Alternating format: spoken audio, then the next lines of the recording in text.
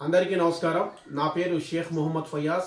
భారత communist party CPI Nagar Kurnool జిల్లా కార్యదర్శిగా, సిపిఐ రాష్ట్ర సమితి సభ్యులుగా, ఆల్ ఇండియా తంజీమ్ ఇన్సాఫ్ రాష్ట్ర ప్రధాన కార్యదర్శిగా పనిచేస్తున్నాను. ఈ పాత్రికేయ సమావేశం ఉద్దేశం నిన్న కేంద్ర ఆర్థిక మంత్రి నిర్మలా సీతారామన్ గారు ప్రవేశపెట్టినటువంటి బడ్జెట్, ఆ బడ్జెట్లో తెలంగాణ రాష్ట్రానికి, తెలంగాణ ప్రజలకు ఎదురైనటువంటి తీవ్ర అవమానం, నిరాశ, ఇవన్నిటిపైన ఇక్కడి నుంచి ప్రాతినిధ్యం వహిస్తున్నటువంటి భారతీయ జనతా పార్టీ ఎంపీలు, మంత్రులు లేదా ఇతర పార్టీల మంత్రులు, ఎంపీలు అందరూ కూడా ఒక వ్యూహాత్మకమైనటువంటి మౌనం వహిస్తున్నటువంటి వేళ తెలంగాణలో ఉన్నటువంటి కోటాది మంది ప్రజలు తీవ్ర నిరాశకు గురవుతున్నారు. ముఖ్యంగా బీజేపీ పార్టీకి చెందినటువంటి కిషన్ రెడ్డి కానీ, బండి సంజయ్ కుమార్ లాంటి వాళ్ళు, లేదా అరవింద్ లాంటి వాళ్ళు, ఇంకా చాలామంది 8 మంది పార్లమెంటు సభ్యులు ఎన్నికై ఇక్కడ నుంచి పంపడం జరిగింది. ఈ జిల్లా నుంచి మహబూబ్ నగర్ పార్లమెంట్ నుంచి శ్రీమతి డికే అరుణ గారు కూడా ఎన్నిక కావడం జరిగింది. ఎంతమంది పేరుగాంచినటువంటి పార్లమెంటు సభ్యులు, కేంద్ర మంత్రులు బాధ్యతలు ఉన్న తెలంగాణ ప్రాంతానికి మాత్రం తీవ్ర అన్యాయం జరిగింది. ఈ బడ్జెట్లో పక్క రాష్ట్రమైన ఆంధ్రకు ఇచ్చినటువంటి ప్రాధాన్యత కూడా ఇవ్వలేదు.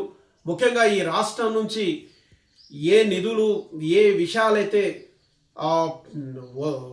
సుంకాల పేరుతో తీసుకుంటుందో కేంద్ర ప్రభుత్వం, ఆ స్థాయిలో కూడా ఇవ్వడానికి సిద్ధం కాకపోవడం అనేది చూస్తుంటే, అది చూస్తూ మౌనంగా ఉండిపోయినటువంటి ఈ బీజేపీ పార్టీ మంత్రుల, ఎంపీల వైఖరి చూస్తుంటే నోరుండి మాట్లాడలేని, కన్నుండి చూడలేని స్థితిలో, లేదా తెలంగాణ ప్రజల ఆవేదన చెవులుండి వినలేని స్థితిలో ఈ బీజేపీ రాష్ట్ర నాయకత్వం అంతా కూడా కూరుకుపోయిందని అర్థమవుతున్నటువంటి పరిస్థితి. ఎంత దారుణం! పాలమూరు రంగారెడ్డి ప్రాజెక్టుకు జాతీయ హోదా ఇస్తానని 2014 మహబూబ్ నగర్ ఎన్నికల ప్రచారంలో సాక్షాత్తు ప్రస్తుత ప్రధానమంత్రి నరేంద్ర మోడీ గారు ప్రకటించడం జరిగింది.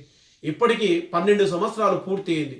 ఈ 12 సంవత్సరాల్లో దాదాపుగా అనేక బడ్జెట్లు ప్రవేశపెట్టారు. ఇన్ని బడ్జెట్లు వచ్చినా కూడా ఎక్కడ మన పాలమూరు రంగారెడ్డి ప్రాజెక్టుకి జాతీయ హోదా ఇచ్చిన పాపన పోలేదు. లేదా గద్వాల నుండి, జడ్చల నుండి ఓయ నాగర్ కర్నూలు, కొల్లాపూర్ మీదుగా నంద్యాల, లేదా గద్వాల నుండి డోర్నకల్ వైపు వెళ్ళేటువంటి అరశతాబ్దానికి పైగా ప్రజలు కోరుకుంటున్నటువంటి రైల్వే లైను, అది కేవలం ప్రతిపాదనలకు, సర్వేలకు మాత్రమే పరిమితం అవుతుంది. ఇదిగో అదిగో అని బడ్జెట్ ముందు లోకల్గా ఉన్న బీజేపీ నాయకులు ప్రబడ్డాలు పలకడం, తీరా పార్లమెంట్ తర్వాత బడ్జెట్ తర్వాత అందరూ సైలెంట్ అయిపోవడం అనేది ఇక్కడ జరుగుతూ ఉంది. కాబట్టి ఈ తెలంగాణ ప్రజలు మిమ్మల్ని 8 మంది ఎంపీలను గెలిపించిస్తే మీరు ఏం చేస్తున్నారు? కనీసం రీజనల్ రింగ్ రోడ్డు హైదరాబాద్, మన మొత్తం తెలంగాణ డ్రీమ్, దాని గురించి ప్రస్తావన లేదు. స్టీల్ ఫ్యాక్టరీ గురించి ప్రస్తావన లేదు. మెట్రో విస్తరణ గురించి కనీసం పల్లెత్తు మాట కూడా లేదు.